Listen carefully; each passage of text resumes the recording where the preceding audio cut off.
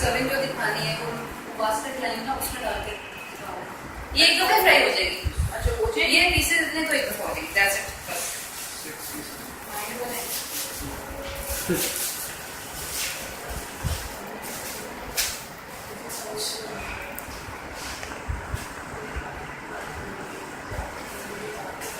डालो इसमें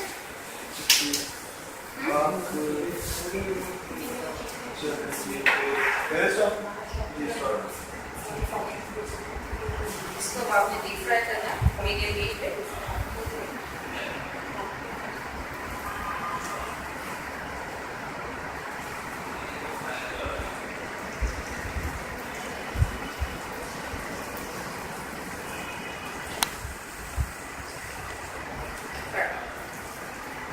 अब ये निकलेगा ऊपर होएगा तो होएगा कि वो चीज समोसा वाली कढ़ाई है ना, सारा बहुत सारी चीज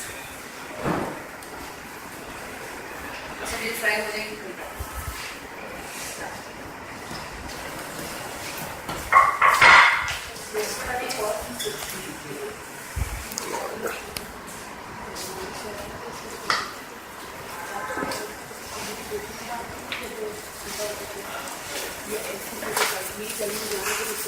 आपकी कितनी रिश्ते तो क्विक एक वाली बात जो अगर अच्छी लगी है ना मुझे भी बहुत अच्छी लगी है। आई एम ग्लैड कि मैंने क्विक वाली चूज की थी। इसकी डिप जो बनानी है अभी बना दो। जल्दी जल्दी बना